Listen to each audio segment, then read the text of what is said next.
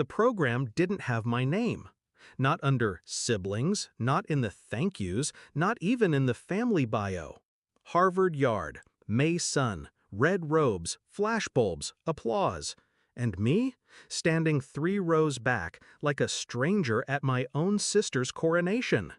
When the photographer waved "family only," my mother gently placed her hand on my chest.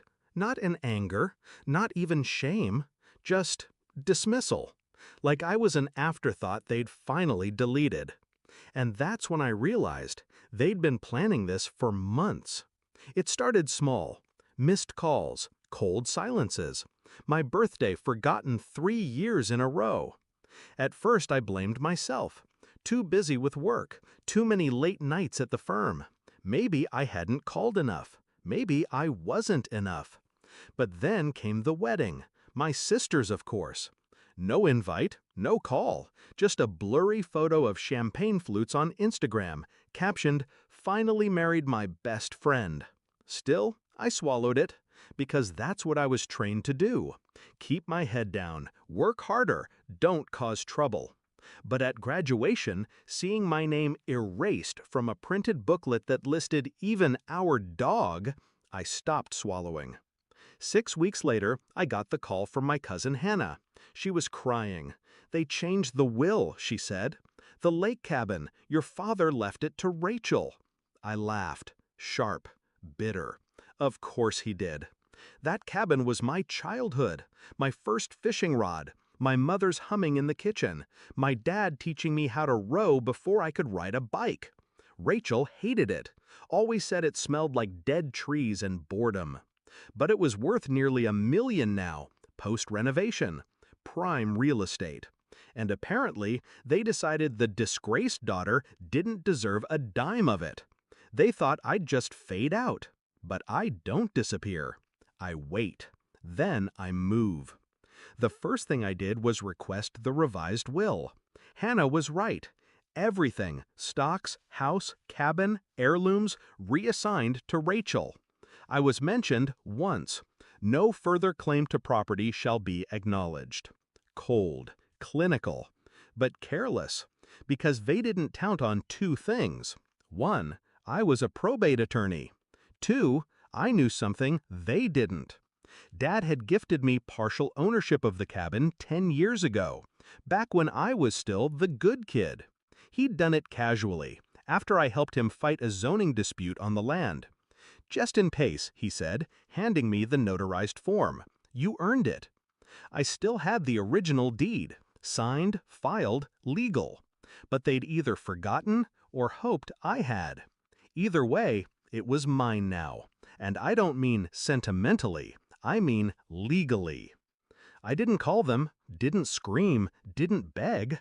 I filed. Petition for partition and sale.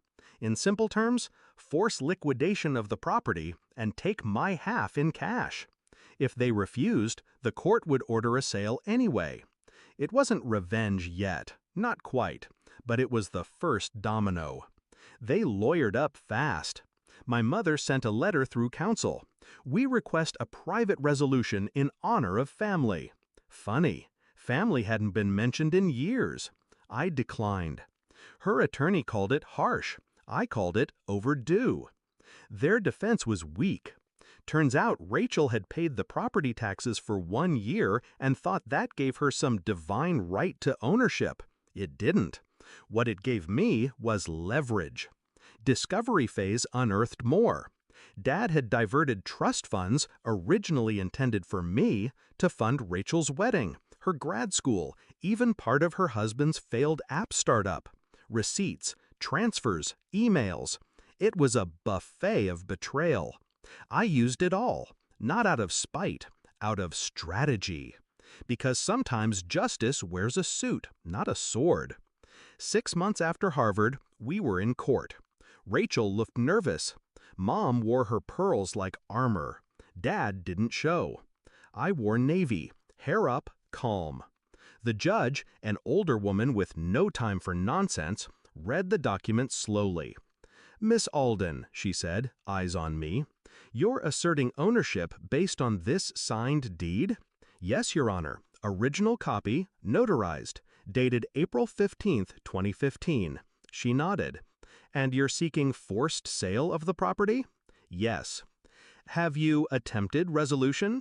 They attempted erasure, I said evenly. I'm simply responding. A pause. Then, petition granted.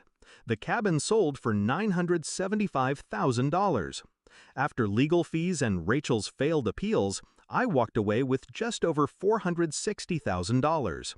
I used it to pay off my law school debt in full, then bought a condo with lake views of my own.